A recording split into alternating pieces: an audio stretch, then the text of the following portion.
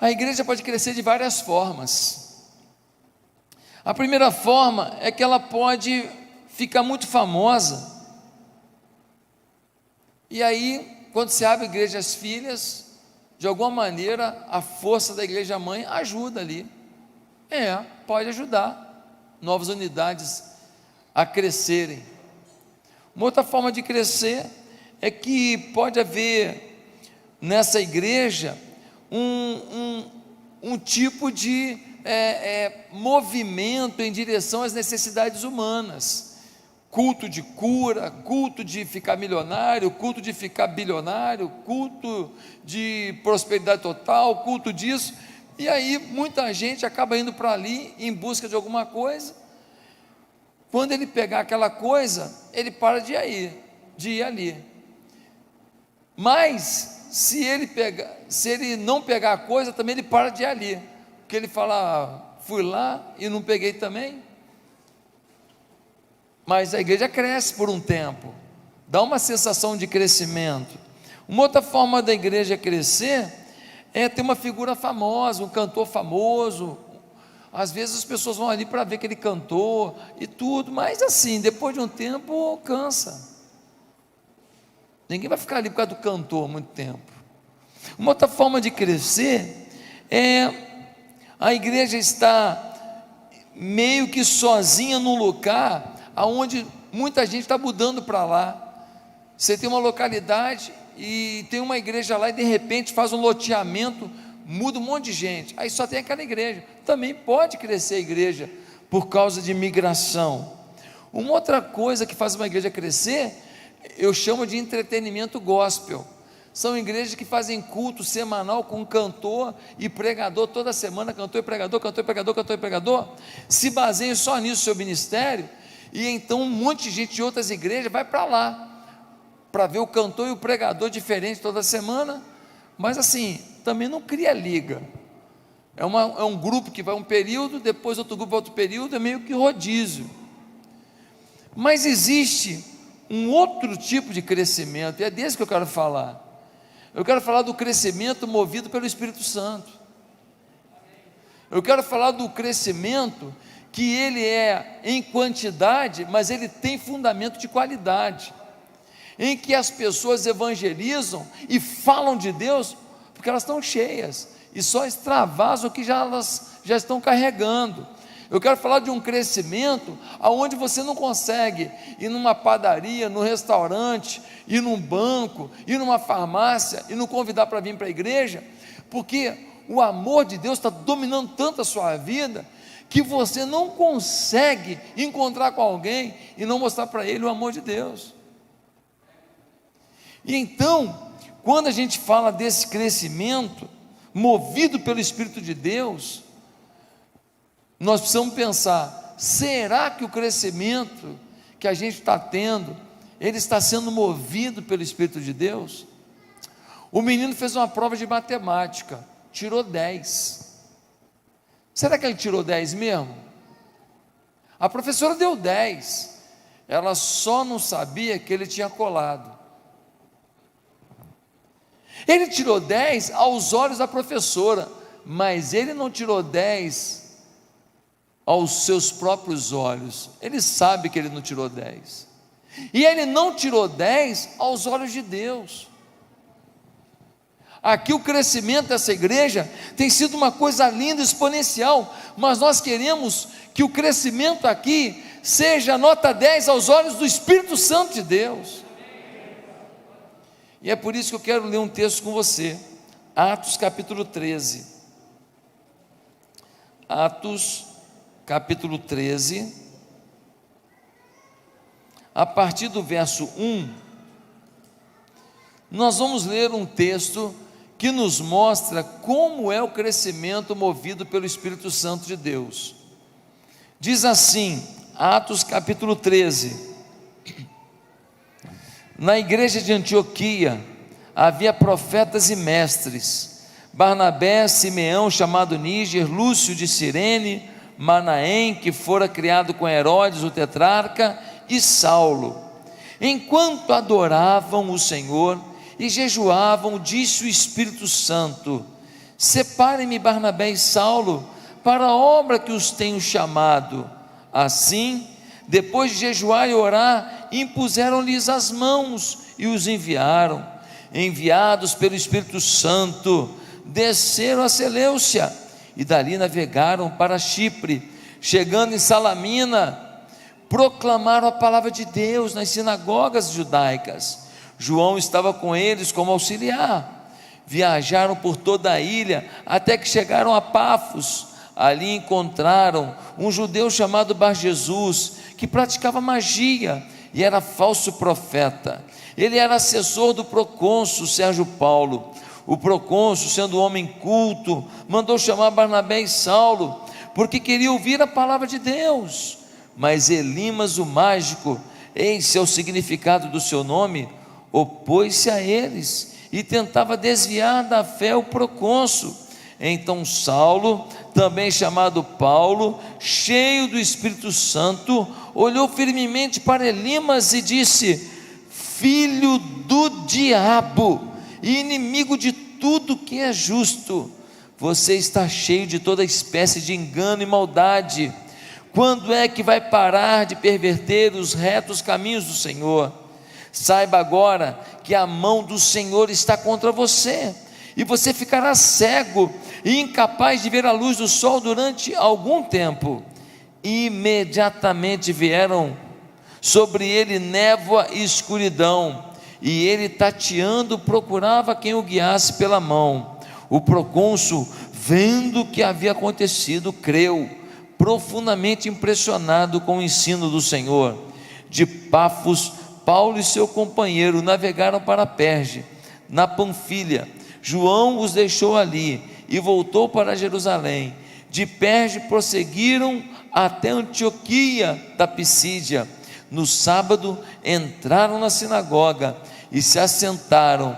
Depois da leitura da lei e dos profetas, os chefes da sinagoga lhes mandaram dizer: irmãos, se vocês têm uma mensagem de encorajamento para o povo, falem.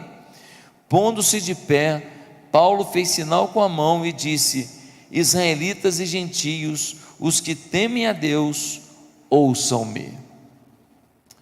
Queridos, é interessante que no versículo 2, nós vemos que a igreja estava fazendo o quê? Adorando e jejuando. A igreja não estava fazendo nenhum planejamento estratégico, a igreja não estava fazendo nenhum plano de organização de algum ministério, a igreja não estava fazendo nenhuma campanha, estava simplesmente jejuando e adorando, jejuando e adorando. Não havia necessidade de cantor de fora, pregador de fora, não havia necessidade de aparatos maravilhosos. Tudo isso é muito bom, pregador, cantor, o som, o equipamento da guitarra, mas não havia nada disso. Mas tinha gente adorando e gente jejuando. E quando eles começaram a orar e jejuar, talvez a pergunta seja: por que que eles estavam jejuando? 2 motivos. Eles estavam jejuando porque eles queriam presença de Deus na vida deles. Porque sem presença de Deus, as tentações engolem a gente. Todo dia você sai de casa, tem 1000 tentações te esperando. Um dia desse eu parei com um carro assim, meio atravessado, porque a Bianca foi pegar um negócio no mercado, e ela só ia pegar uma florzinha e entrar no carro para a gente levar no aniversário que a gente estava indo. E eu fiquei naquele cantinho e dava para passar, mas um senhor, ele embicou o carro de um jeito que ele ficou um pouco atrapalhado para passar. E aí eu dei uma ré com o meu carro e ainda ficou um biquinho, e ele foi e botou o braço para fora e falou um monte para mim. Meu irmão, meu sangue subiu. Meu irmão, que raiva que me deu. Eu estava calminho, tranquilo, mas quando eu vi o cara botar a mão para fora, do nada, uma bobeira, sabe? Era só dar uma resinha e sair. Não. Rapaz, Aí você é diferente, você é calmo, sereno, tranquilo. Sigo distante nesse viver. Você é assim, mas eu sou gente. Gente, aí eu fiquei pensando, meu Deus do céu, e se ele desce do carro e resolve dar uns murros aqui no vidro do meu carro? E se ele resolve tentar arrombar o carro e me dar um tapa? Eu não ia apanhar, irmão.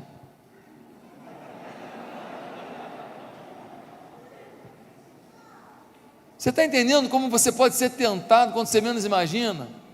Você está entendendo como você pode ser provocado do nada quando você menos imagina? Você está entendendo como você está a 1 minuto de uma atitude horrível na sua vida? Eles jejuavam para ficar em constante vigilância com Deus. E por que eles jejuavam também? Eles jejuavam porque gente com intimidade com Deus pede no ouvido de Deus as coisas. Se você tem intimidade, você fala olho no olho. Eu, quando preciso falar uma coisa com a Bianca, eu falo para minha mulher onde? Olho no olho, amor. Pô. Intimidade. Eles queriam intimidade porque eles tinham os seus pedidos, e não há pecado nenhum de filho pedir para pai. Meus amados irmãos, eles jejuavam, eles adoravam, e aí olha o que aconteceu. Diz o texto que havia ali profetas e mestres. Aquela igreja é uma igreja de voz profética, é uma igreja onde o Espírito de Deus fala às pessoas, e essas pessoas comunicam a verdade de Deus. O povo respeitava a voz de Deus, e quando eles começaram a jejuar e orar, o que foi que Deus falou com eles? Diz assim: enquanto adoravam o Senhor e jejuavam, disse o Espírito Santo: separem-me Barnabé e Paulo para a obra que os tenho chamado. O Espírito Santo falou assim: separa Barnabé e Paulo. E eles falaram: separa Barnabé e Paulo? Eles não vão ficar com vocês não, eles vão seguir um outro projeto. E aí esses homens ouvem aquilo, e eles decidem atender. Deixa eu te falar uma coisa, tem muita voz profética que é liberada sobre a tua vida, e você que decidiu não obedecer. Tem muita coisa que esse púlpito libera sobre a tua vida, que você nunca quis ouvir. Tem muita coisa que Deus já mandou te dizer várias vezes, de várias formas, e você não obedeceu, e você reclama que alguma coisa não aconteceu ainda. Não aconteceu porque você ainda não é obediente o suficiente para receber. Quando eu fui pastorear lá na Barra da Tijuca, não foi para pastorear aquela igreja que cabe 4.000 pessoas sentadas, irmão. Não foi para pastorear jogador de futebol, gente famosa, gente que isso, gente aquilo, e gente também humilde, gente simples, ou seja, todo tipo de gente. Não, naquele momento, não tinha nada disso não, irmão. Não foi para ir para lá, para ter um salário que me desse tranquilidade, não, irmão. A reserva que eu tinha de vida, eu estourei ela todinha, eu pagava para trabalhar, irmão. Não foi para ser servido, não, irmão, eu fiz faxina, irmão. Eu limpei calha para tirar folha, para a água não entupir tudo e cair na cabeça das pessoas. Não tinha dinheiro para fazer propaganda nenhuma. Eu mandei fazer uma faixa plástica, escrevi Igreja Batista Central da Barra, que era o nome antigo da igreja, com uma seta vermelha enorme, 6 metros de faixa, e os meninos estavam segurando lá na Avenida das Américas a faixa. Aí vinha a Colurbe para tomar a faixa. Aí os meninos ligavam: pastor, estão vindo. Eu saía correndo de casa. Ô meu irmão, me afasta aí, meu irmão. Era um inferno todo domingo, aquela brigaiada. Aí eles às vezes rasgavam a faixa, eu fazia outra faixa. Tinha dinheiro, eu fazia a faixa, era mais barato que qualquer anúncio, jornal, revista, não tinha dinheiro. A faixa pintadinha, botava aquelas faixas baratas. Depois eu fiz até uma de lona, tal. Eles rasgavam, fazia outra. Meus irmãos, a voz profética está disponível. Pastor, nunca um profeta falou comigo. Sabe por quê? Que você não sabe o que é profecia ainda. Você está achando que profecia quando alguém fala assim: eis que te digo. recebe terra. Deixa eu te falar, queridos, 1 Coríntios 11, versículo 3, define o que é profecia. Profecia é uma palavra que produz edificação, exortação e consolo. É isso que é profecia. Edificação, vamos lá, meu irmão, continua. Exortação, não está certo não. Consolo, calma, Deus é contigo. Quando essa palavra entra na tua alma, produzindo uma das três coisas, a profecia entrou. Pastor, mas a profecia não pode ser futuro? Não pode, para produzir exortação, consolo e edificação. Mas a palavra profética não é anunciação de futuro. A palavra profética não é uma sensação de cartomante gospel, não, irmão. A palavra profética muitas vezes é a palavra do teu presente e não do teu futuro. E às vezes é uma explicação do teu passado e nem é do teu futuro. E a palavra profética está sendo liberada, mas o povo de Deus às vezes não quer ouvir. E aquela igreja ouviu, e eles falaram: olha, separa Barnabé e Paulo. Mas para quê? Porque eles vão sair pregando pelo mundo. Aí eles falaram assim: é mesmo? E como é que eles vão pagar a viagem? Aí o Espírito Santo falou assim: vocês vão pagar. Quer dizer então que nós vamos perder o Paulo e o Barnabé aqui na igreja, e ainda vamos ter que tirar dinheiro do bolso para mandar para eles? É isso mesmo. E aquela igreja obedeceu, e então a igreja começou a crescer. A primeira viagem missionária, Paulo e Barnabé seguiram, João Marcos se uniu a eles, e eles começaram a plantar a igreja. Chegava numa cidade, irmãos, pregava alguns dias, e o milagre já acontecia, gente se convertia, gente era transformado, em poucos meses, gente era discipulada, virava pastor, era um negócio de doido. E eles iam para cá e para lá, para cá e para lá, e o evangelho ia se multiplicando. Meus irmãos, esse é o crescimento do Espírito Santo.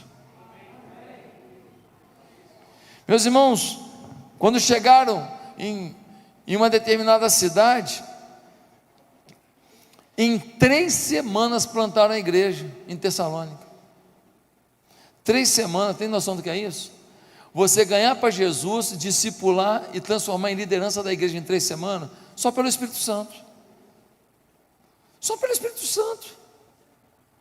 Se o Espírito Santo agir aqui na igreja, daqui sai 20 pastores, e não vai ter um canto da cidade sem uma igreja, e não vai ter uma cidade ao redor sem igreja, e essa igreja vai plantar a igreja em tudo quanto é canto, e daqui vai ser enviado gente, inclusive, para outros países, e vão prosperar, porque a voz profética, ela antecede um milagre. Agora, quando é que o Espírito Santo é que move o crescimento da igreja, gente? Quando é que a gente pode dizer: é o Espírito Santo que está fazendo o crescimento da minha igreja? Quando algumas coisas acontecem. Primeiro, as pessoas não medem esforços para que outros conheçam o amor de Deus. Quando é o Espírito Santo movendo uma igreja, a igreja passa a não medir esforços para fazer toda a cidade de Petrópolis conhecer o amor de Deus. Dá uma olhada no texto, versículo 2, diz assim: enquanto adoravam e jejuavam, disse o Espírito: separem-me Barnabé e Saulo para a obra que os tenho chamado. Assim, depois de jejuar e orar, impuseram-lhe as mãos e os enviaram. Opa, a igreja enviou, mas quem era Paulo e Barnabé? Os pastores da igreja. Quem eram Paulo e Barnabé? Os melhores líderes de toda a região. Quem era Paulo e Barnabé? Os caras que cuidavam deles, que discipulavam eles, que exortavam eles, que fazia casamento deles, que dava orientação, que estava no dia do enterro, as pessoas que cuidavam do coração deles. Aí eles não falaram assim: não dá para mandar um só não? Não dá para mandar só o Paulo não e deixar o Barnabé? Não dá para mandar o Barnabé e deixar o Paulo não? Não. Eles ouviram a voz de Deus e liberaram os seus melhores. Olha o que é a obediência de uma igreja que tem amor a Deus e que quer que todos conheçam esse amor. Tem um menino chamado Thales, ele é missionário da Junta de Missões Mundiais. Eu conheço ele desde pequenininho, porque o pai dele foi meu professor na escola bíblica dominical. O Thales estava indo para o campo missionário num país que, se ele fosse descoberto, ele seria preso e talvez até morto. Ele estava indo com a sua esposa e 2 filhos, e ele estava pregando na igreja do meu pai, onde meu pai era pastor, e a minha mãe estava perto. E aí, quando ele deu testemunho, acabou o culto, uma senhora veio até o Thales e falou assim: nossa, eu não sei como você consegue ir. E a minha mãe, que estava perto, disse que o Thales derramou uma lágrima no canto do olho e falou assim: eu não sei como você consegue não ir. Quando a gente ama, todo esforço é pouco. Quando a gente ama, a gente quer o tempo inteiro que as pessoas conheçam o amor de Deus. Gente, toda vez que você vai num restaurante, o amor de Deus tem que chegar lá. O garçom, o maître, o dono do restaurante, o cozinheiro, o camarada do estacionamento, alguém tem que receber uma oração. Quando você chega lá para buscar o seu filho, lá na escolinha, alguém que está ali esperando o filho também tem que receber uma palavra de Deus, um convite para vir à igreja, um convite para ir à selva, uma oração. Quando você chega para comprar um sanduíche num quiosquezinho da cidade, o camarada que está preparando o sanduíche, o camarada que está ali olhando os carros, a moça que está ali esperando o sanduíche também, alguém tem que ser abençoado. Você precisa não medir esforços para que as pessoas conheçam o amor de Deus. Afinal de contas, você nem sabe por que aquela pessoa está do seu lado, mas Deus sabe. Mas Deus sabe. A maioria das vezes que eu vou num restaurante, a maioria das vezes, quando o garçom me entrega a comida, eu falo: rapaz, muito obrigado, que bom que você me trouxe a comida, eu vou orar agradecendo a comida, eu posso orar por você? A maioria das vezes eu faço isso. Uma vez ou outra eu não faço, mas a maioria das vezes eu faço isso. E quando eu oro: Senhor, abençoa essa pessoa que está aqui me servindo com tanto carinho. Deus, ele tem uma família, a família dele não está aqui. Senhor, ele está aqui me servindo enquanto a esposa dele está lá com os filhos. Deus, cuida da família dele, cuida dos filhos dele. Quando eu acabo de orar, a lágrima daqui, ó. Quantas vezes eu vi garçons chorando. Um dia desse, domingo passado, eu fui orar pelo garçom. Aí o maître passou e falou assim: bota meu nome na oração também. Falei: vai dar desconto?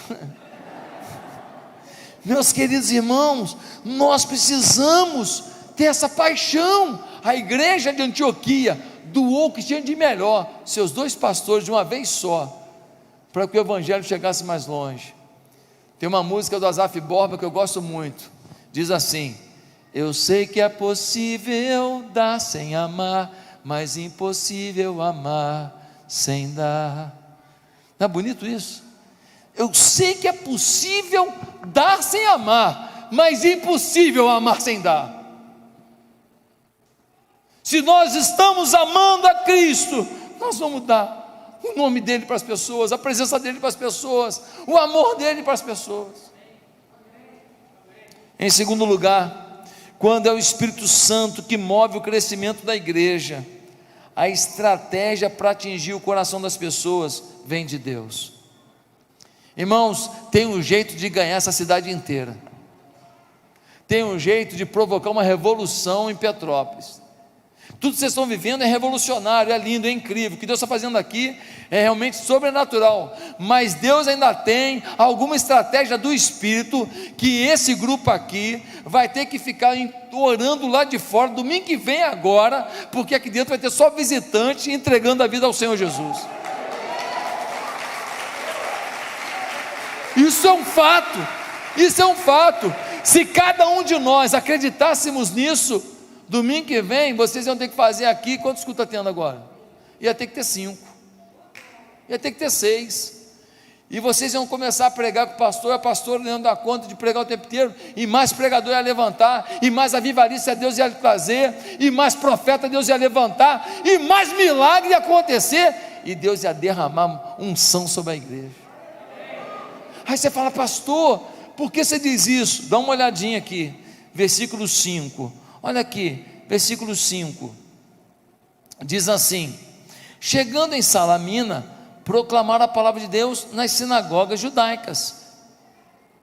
Chegaram em Salamina e foram para onde? Para sinagoga. Agora dá uma olhada no versículo 14. No versículo 14, nós temos outra informação: de Perge prosseguiram até Antioquia da Pisídia. No sábado entraram na sinagoga. Se você for acompanhando as viagens de Paulo, você vai ver que sempre que ele encontrava a sinagoga, ele entrava. Por quê? Porque ele tinha uma estratégia. Ele entrava na sinagoga, tinha gente interessada nas coisas de Deus, sim ou não? Tinha. Aí eles começavam a falar, e alguém falava, né, por causa do Messias. Aí o Paulo falava assim: eu sei quem é. Já veio à terra, morreu numa cruz. Quer que eu conte essa história? Conte. E ele contava a história de salvação pela vinda do Filho de Deus, Jesus Cristo, ao mundo. Muitos ficavam com raiva dele, mas muitos se convertiam. E assim ele ganhava os primeiros cristãos, os primeiros servos em cada sinagoga. Dali ele ia para a praça, dali ele ia para a rua, mas ele já não ia sozinho, já tinha gente que fazia a conexão dele com a cidade, já tinha um novo convertido que apresentava outro, já tinha um novo convertido que levava na casa de alguém, já tinha um novo convertido que chamava para uma célula, e assim por diante. Ele tinha uma estratégia. Ah, pastor, a única estratégia de Paulo era essa? Não, o Espírito tem uma estratégia para cada ocasião e cada lugar. Lembra quando Paulo estava em Atenas? Ele estava diante de uma praça. Essa praça está até hoje lá. E naquela praça tinha um altar para um Deus, para outro Deus, para outro Deus, vários deuses. E Paulo estava no Areópago, é uma montanha que tem ali em Atenas, aonde os filósofos ficavam conversando, os epicureus e os estoicos principalmente, os epicureus que achavam que o segredo da vida são as emoções, o prazer, e os estoicos que achavam que o segredo da vida é a razão, é a lógica, bem diferente de hoje, coisa nenhuma, cheio de gente que acha que dançar um funk até o chão e transar com todo mundo no baile, que isso é curtição. Por quê? Porque o prazer vale mais. É um bando de epicureu, e um bando de gente ateu e à toa, que não acredita em nada. Por quê? Porque é estoico, achando que a razão tem que explicar Deus, senão não consegue crer. Como alguém finito vai explicar um infinito? Meus amados irmãos, Paulo está ali, e tem um povo, olha o tagarela aí, olha o tagarela. Lá pelas tantas, Paulo fala assim: eu estou vendo que na praça ali tem um altar ao Deus desconhecido, eu sei quem é. Parou todo mundo para ouvir. Por quê? Porque aquela cidade tinha tido uma grande pandemia, e quando teve a pandemia, eles de repente ficaram curados, de repente parou a pandemia, e eles não sabiam como isso tinha acontecido. Eles achavam que um Deus pagão tinha curado, e eles estavam com medo de não agradecer esse Deus, e esse Deus puniu o povo de novo. Então eles fizeram um altar ao Deus desconhecido. Quando Paulo falou, eu conheço esse Deus, parou todo mundo para ouvir. Aí ele foi e apresentou o Deus criador do céu, da terra, do mar, de tudo que neles há, o nosso Senhor. E aí um bando de filósofos se converteu ao nosso Deus. Lembra quando Jesus encontrou com a mulher samaritana? Chegou para a mulher e falou assim: está tirando água, não é à toa? Se você soubesse com quem você está falando, você me pediria a água viva, eu te daria, e você nunca mais ia precisar de água. Já foi no poço tirar água? Quem já foi no poço tirar água aqui? Pô, brincadeira, irmão. Puxar aquela correntezinha com aquele latão, ou então aquele balde cheio de água, e puxa, e puxa, e puxa. Se você der mole, cai tudo de novo, e puxar, e a mão fica cheia de calo. A mulher falou assim: como é que é? Vai me dar uma água, que eu não preciso mais buscar água aqui, eu quero ouvir. E aí Jesus falou da água viva, que é o Espírito Santo. e falou da transformação dentro dela, que era o que ela mais precisava, porque ela já tinha tido vários maridos, e ela não tinha ainda se ajustado, ela estava vendendo a sua felicidade, a imoralidade com homens diferentes, e Deus tinha um plano novo para a vida dela. Ela se converte e virou missionária, vai na cidade, fala para todo mundo: encontrei um homem que falou tudo da minha vida, ele é o Filho de Deus. E veio a cidade inteira e se converteu. Mas tudo começou com uma estratégia de Jesus, sim ou não? Tem uma estratégia de Deus para cada situação. Lá na Barra da Tijuca, um casal viu que estava tendo uma mudança no prédio, foi lá e falou assim: vocês estão precisando de alguma coisa aí? Não, está tudo bem e tal, muito obrigado. Não, calma aí. Foram em casa, trouxeram um lanche legal, com suco, com Coca-Cola, com tudo, trouxeram e falaram para os novos moradores: está aqui um lanchinho para vocês, o pessoal que está trabalhando com vocês aí, eu sei como é que é difícil o dia de mudança e tal. Aí o casal: meu Deus, muito obrigado, que legal e tal. Aí lancharam, aí passou um tempo, vem a mulher com o estrogonofe, um estrogonofezinho, batata palha, aquela paradinha gostosa, trouxe uma comidinha para vocês. Aí a mulher que estava mudando para lá: meu Deus, que é isso? Que tratamento é esse que eu estou recebendo nesse prédio? Encanta ou não encanta? Você no meio da mudança vem alguém com o estrogonofe quentinho, aleluia, fala a verdade, rola em língua, rola glória a Deus, rola tudo, meu irmão, é ou não é? Coisa maravilhosa. Aí beleza, aí o casal que levou comidinha, bebidinha, deu carinhozinho, chamou para ir na célula. Como é que não vai? Como é que não vai? Como é que você rejeita um convite para ir na casa de alguém que matou sua fome no dia, olha, pensa num dia endiabrado, é dia de mudança, dia difícil, sim ou não? Mudança é complicada, aquelas caixas todas, aquela bagunça toda, entra e sai gente, você não dá falta, só vai dar falta 2 meses depois que sumiu alguma coisa, não é? É horrível. Naquele dia, eles foram atendidos, pronto, foram para a célula, se converteram. Um outro camarada, lá na igreja, foi alugar uma casa, um apartamento. Aí ele falou assim: olha, eu alugo para vocês, gostei de vocês, só tem uma coisa, eu tenho uma mania. Qual é a mania? É que eu gosto de entregar a chave lá no culto, lá na igreja, para poder orar pela pessoa que vai morar no meu imóvel. Vocês não podem ir lá não? O casal queria alugar um local. Tá bom, a gente vai. Foram, gostaram da palavra, gostaram do louvor, gostaram do ambiente, se converteram. Irmão, tem estratégia para a gente ganhar essa cidade inteira para Cristo Jesus. É só a gente estar conectado com Deus. Terceiro lugar, quando é o Espírito Santo que move o crescimento da igreja, nota-se autoridade espiritual na vida dos crentes. Irmão, tem um monte de gente aqui, mas a pergunta é: quantos aqui têm autoridade espiritual? A pergunta não é quantos aqui vêm a culto, a pergunta é quantos aqui levam o culto. Aonde você chega, o culto chegou. Aonde você chega, a unção chegou. Aonde você chega, o milagre chegou. Aonde você chega, a autoridade de Deus chegou. Dá uma olhadinha nesse texto aqui, olha só o que acontece no versículo 9. Diz assim o versículo 9: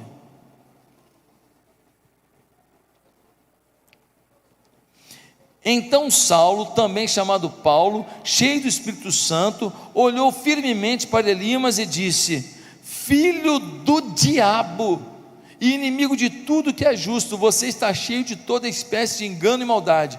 Quando é que vai parar de perverter os retos caminhos do Senhor? Saiba agora que a mão do Senhor está contra você, e você ficará cego e incapaz de ver a luz do sol durante algum tempo. Imediatamente vieram sobre ele névoa e escuridão, e ele tateando procurava alguém que o guiasse pela mão. Tinha um cara endemoniado, que estava perturbando a evangelização que Paulo estava fazendo, um tal de Elimas, e o Elimas estava perturbando Paulo, e tentando tirar as pessoas, e tinha um procônsul da cidade, que era um juiz da cidade, querendo se converter. Se um juiz se converte, ele vai julgar à luz da verdade, à luz da justiça, é ou não é? É o que mais falta no país hoje. Nossa justiça está podre, infelizmente, não todo mundo não, mas muita muita gente, não é a maioria não, mas muita gente. Então, olha que coisa incrível, e Paulo querendo evangelizar, o procônsul querendo se converter, e o endemoniado do adivinhador Elimas perturbando, e Paulo aturou, na hora que o Espírito Santo falou, é agora, ele virou para Elimas, carinhosamente falou assim, filho do diabo, cansei de você. Eu às vezes em Brasília tenho vontade de falar isso, às vezes me dá vontade de falar isso em alguns lugares lá, filho do diabo, chega, meus amados irmãos, chega. Elimas, você vai ficar sem ver por alguns dias, para você saber o poder de Deus que está sobre a minha vida. O Elimas ficou cego na hora.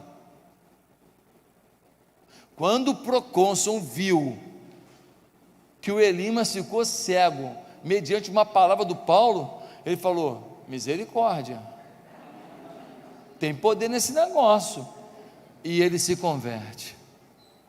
Sabe por que tem muita gente que não se converteu ainda? Porque acha você legal, bacana, bonitinho, cheirosinho, mas ele não viu ainda a autoridade espiritual na sua vida, ele não viu que você tem um diferencial, ele não viu ainda que a sua vida ilumina o caminho de alguém, que a sua vida expande a fé de alguém, que a sua vida exemplifica o que Jesus viveu. Meus amados irmãos, nós precisamos pensar nisso. Quando ele foi tomado pelo Espírito Santo, ele mostrou a autoridade do Espírito sobre a vida dele. Sabe por quê? Que as nossas escolas estão tomadas de ideologias. Sabe por quê? Que estão aí querendo botar todas as crianças para não ser nem menino nem menina. Sabe por quê? Que os personagens super-herói, está tudo virando super-herói, bissexual, sei lá o quê, uma invenção de moda, para poder agredir as crianças, porque a igreja dormiu, porque eles estavam proliferando essas ideologias. Deixa a criança ser criança, quando for adulto cada um escolhe o seu caminho, mas deixa a criança ser criança.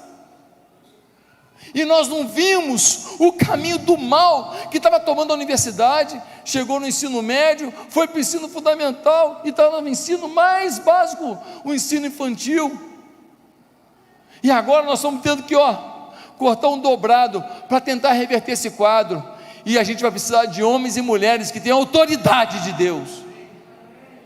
Um menino chegou na universidade, primeiro dia de aula, uma calça jeans desbotada, um tênisinho surradinho, uma camiseta de malha simples, menino pobre. Menino chegou com a mochilinha surrada e uma Bíblia na mão. O professor olhou para aquilo, falou, é hoje. No início da aula falou assim, estamos aqui para um ano letivo, e é bem importante já dizer, que estamos aqui porque a gente decidiu, que Deus não tem nada a ver com isso, afinal de contas não existe Deus, isso é uma invenção humana. Na sala tinha um monte de membro de igreja, não sei se tinha algum membro da igreja aqui de Atitude de Petrópolis não, mas tinha lá uns membros de igreja. Ficou todo mundo caladinho, porque o professor já chegou batendo, não existe Deus. Mas esse moleque que chegou lá, aquele moleque simples, chegou lá com a Biblinha na mão, ele virou para o professor e falou assim, professor, Deus existe sim, eu falei com ele hoje. O professor falou, opa, temos aqui um crente. Os outros crentes, tudo coçando a cabeça, falando, papai, deu ruim. Mas esse moleque era diferente. O moleque falou, é isso aí, professor, o senhor não pode falar que Deus não existe não, ele existe sim. Aí o professor foi, já estava preparado, enfiou a mão numa gaveta, puxou da gaveta um ovo, falou assim, se Deus existe, se tudo não é uma lógica humana, natural, então tudo bem, eu vou soltar o ovo aqui, se o ovo cair no chão e não quebrar, é porque Deus existe, mas se o ovo cair no chão e quebrar, é porque isso é uma lei natural, e Deus não existe. O menino falou assim, o senhor quer fazer isso? Pode fazer, mas posso orar antes? Moleque aguerrido, um moleque de outro patamar. Aí o professor falou assim, vai orar. A nem acredita em oração, gente. Os outros crentes lá, aqueles crentes sem vergonha de igreja, espião secreto de Jesus, tudo caladinho. Aí o menino vai e ora: Senhor, o Senhor sabe que esse assunto dele não é comigo não, é contigo, hein? Ele está questionando o teu poder. Eu? Tem nada a ver com isso, só estou comunicando ao Senhor. Agora, Senhor, eu creio no teu poder, e eu sei que esse ovo vai cair no chão e não vai quebrar. E quando o ovo cair no chão e não quebrar, Senhor, me faz um favor, mata esse professor, para toda essa turma saber que não se pode agir com falta de temor ao Deus verdadeiro. Em nome de Jesus, amém. O professor começou a passar o ovo de uma mão para a outra, falou que começa essa de morte, isso era só papo de ovo. Ninguém falou que de morte, que história é essa? O menino falou assim: professor, o senhor não falou que Deus não existe? Larga o ovo, professor. Não, mas uma bobeira, falando esse negócio aí de morte, nada a ver. Não, professor, o senhor falou que Deus não existe, estou te falando que Ele existe, larga o ovo, professor. E a turma já assim, ai, ai, ai. O professor, nervoso, começa a suar e fala: vamos parar com essa brincadeira, vamos voltar para a nossa aula. Pega o ovo e bota dentro da gaveta e fecha a gaveta. Só tem um problema: onde o professor passava na faculdade, alguém gritava: e aí, e o ovo, professor? Mas aquele garoto, onde ele passava, as pessoas diziam: esse moleque é de Deus, esse moleque é de Deus. Sabe qual é o problema? É que a gente não está mandando o pessoal soltar o ovo, porque a gente não está tendo autoridade espiritual. A gente às vezes quer que as pessoas venham para a igreja, porque aqui é legal. Pô, vai lá, o pessoal é legal. Não, a gente tem que trazer eles para cá, dizendo para eles: Deus vai transformar a tua vida, existe coisa para melhorar na tua história, e Deus tem um plano melhor do que esse que você está fazendo, e nós temos que ter autoridade do Espírito Santo. Mas em quarto e último lugar, quando é o Espírito Santo que promove o crescimento da igreja, as pessoas ao redor dos crentes não são mais os mesmos. Quem convive ao redor da sua casa não pode ser mais o mesmo. Quem trabalha com você não pode ser mais o mesmo.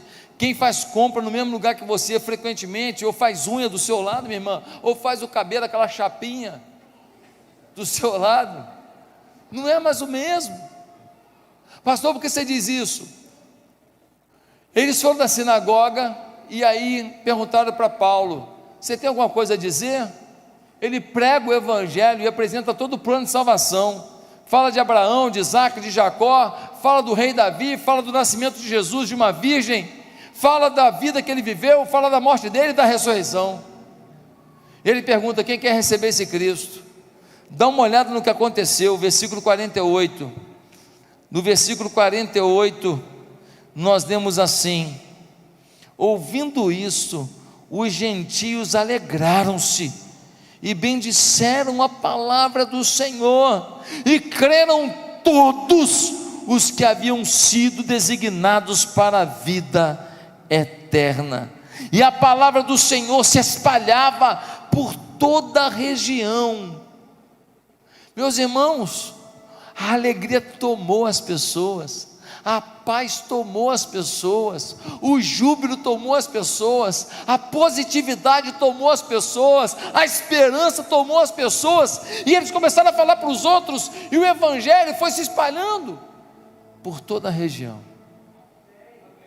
Se as pessoas verem a vibração do evangelho na tua vida, elas vão querer saber que fonte é essa que mudou a sua história. Se as pessoas notarem que existe uma alegria, mesmo com as lutas que você passa, que existe uma esperança, mesmo com os perrengues que você enfrenta, que existe uma fé, mesmo com as provocações que o mundo te faz, que existe uma paz, mesmo com as lágrimas que você derrama, as pessoas vão falar assim: caramba, crente também passa dificuldade. Mas crente passa por isso diferente. Crente passa por isso de outro jeito. Crente passa por isso com uma fé, com uma alegria, com uma paz. Eu quero isso para a minha vida. Meus amados irmãos, eu fui a um sítio. Ouve isso, que legal. Cheguei no sítio, tinha uma chocadeira. Já viu chocadeira? Esse negócio de galinha ficar em cima do ovo, isso é coisa do passado. Isso aí é ovo raiz. Agora, botam uns ovinhos lá das galinhas e botam as lâmpadas em cima. E o calor da lâmpada fica o tempo inteiro no ovo ali. E eu estava olhando aquelas lâmpadas aquecendo os ovos. E de repente, o ovinho aqui, e de repente, o franguinho aparece, cara, um pintinho apareceu, sem galinha nenhuma, só por causa do calor. Sabe o que o Espírito Santo falou comigo? Que tem um monte de gente doido para nascer para Deus. O que está faltando é a gente para colocar calor na vida deles. Ah, pastor, eu tenho uma vizinha minha, pastor. Nossa, minha vizinha é feiticeira. Nossa, pastor, ai, não vejo a hora de mudar de lá. Uma macumbaiada danada. Deixa eu te falar uma coisa. Essa pessoa está procurando.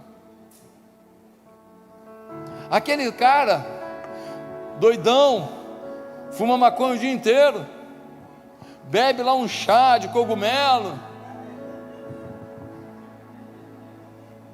ele está à procura de alguma coisa sobrenatural. Aquela menina lá que você conheceu, que tem um monte de tatuagem de santa, um monte de tatuagem de coisa religiosa e não sei o que lá, está à procura. Se você não mostrar o caminho, eles vão se apegar ao que eles encontraram, porque você não mostrou o caminho da verdade. A gente às vezes cria preconceito com gente que está buscando com mais força que a gente, está buscando errado porque ninguém mostrou o caminho do certo, e vai morrer sem Jesus e ir para o inferno, porque só precisava que a gente falasse: ei, vejo que você quer coisas sobrenaturais, vejo que você quer uma experiência com o poder divino, que tal experimentar o que mudou a minha vida? E você fala de Jesus, e você fala do que Ele fez na tua vida, sem magoar a pessoa, sem xingar a pessoa, sem discriminação, sem preconceito, só amando e testemunhando. Às vezes você vai decorar um versículo, João 3,16, mas esse versículo nas mãos do Espírito é faca pontiaguda que penetra até o mais profundo da alma. Ah, queridos, o Espírito Santo está mandando um recado para você e para essa igreja. O crescimento de vocês até aqui foi majestoso, glória a Deus, mas ainda é uma gota perto do que poderia ser, e ainda é muito pouco perto do que será. Só depende de cada um de nós entender que pelo mover do Espírito Santo podemos ser mais que vencedores, instrumentos de autoridade e fé, e poder e unção nas mãos do Deus Todo-Poderoso. Os corações que estão doidos para nascer para Deus serão aquecidos por essa igreja e pela sua vida, e eu profetizo que a partir de hoje sua postura vai mudar, amém? Você vai estar antenado o tempo inteiro, amém? Você vai estar conectado com pessoas o tempo inteiro, amém? Você vai tentar botar um plano na sua vida, escreve lá num papel, lá no seu armário, falar de Jesus todos os dias. Escreve lá para você se lembrar, para quando você pegar um Uber, ou quando você for na padaria, se você não falar de Jesus para uma pessoa no dia, você não sossegar, ser um alvo de vida, uma expectativa de serviço a Deus. E eu tenho uma boa notícia: não há quem coloque a mão no arado que se arrependa. Eu hoje dei o testemunho do dinheiro que eu nem esperava, que estava lá na minha conta desde 2016. Uma remessa lá, um presentinho que eu ganhei. Deixa eu te falar uma coisa. Quando a gente coloca a nossa vida à disposição de Deus, às vezes você vai passar umas magrelas, umas dificuldades, umas lágrimas. Fique tranquilo, no tempo certinho Deus vai mandar os mimos, porque Deus também é Deus de mimos. E o sonho que você nunca imaginou vai se concretizar. Essa semana tivemos um encontro em Brasília. Eu fui o idealizador desse encontro. Nós levamos quase 800 líderes de todos os estados brasileiros para um relatório do presidente da República e dos principais ministros de estado sobre o que está acontecendo no Brasil. Eu fiz por amor à minha pátria, querendo que as pessoas saibam o que está acontecendo, que elas orem por isso, que elas ajudem. Só isso. Quando era outro presidente, eu torcia para dar certo, mesmo não concordando com a maioria das coisas que ele fazia, eu torcia para dar certo. É o meu país, é minha gente. No final da fala do presidente, eu não tenho como botar aqui para vocês agora para assistir, mas eu tenho no meu celular. Esse presidente me deu uma honra, mas uma honra tão grande. Ele disse assim: o pastor Josué, eu não posso chamar de filho, porque ele está velho para isso, mas eu posso chamar de irmão mais novo. E ele é uma das pessoas com as quais eu converso de tempos em tempos, para saber se é justo ou não certas coisas, e ter uma percepção sobre o que nós devemos fazer pelo Brasil. Irmão, menino de Marechal Hermes, estudou em escola pública. Minha avó morava em barraco de tábua. Eu ia lá na infância, barraco de tábua. As baratas passavam pelo meio do barraco, porque às vezes a madeira não fechava direitinho. Casa da minha avó de palafita, embaixo água, quando a maré subia. Quando a maré descia, aquela lama e aqueles caranguejinhos pequenininhos que fica na palafita. Iogurte na minha infância era com lactobacilo. Jogava o leite dentro, aí os lactobacilos estragavam o leite e a gente tomava aquele iogurte. Negócio de Danone e também, esquece. Uva, kiwi. Vem em casa, era abacate, que tinha um pé de abacate lá. Era abacate de manhã, abacate de tarde, abacate de noite. Abacate com açúcar, vitamina de abacate. Meu irmão, acho que até abacate com pimenta a gente comia naquele negócio lá.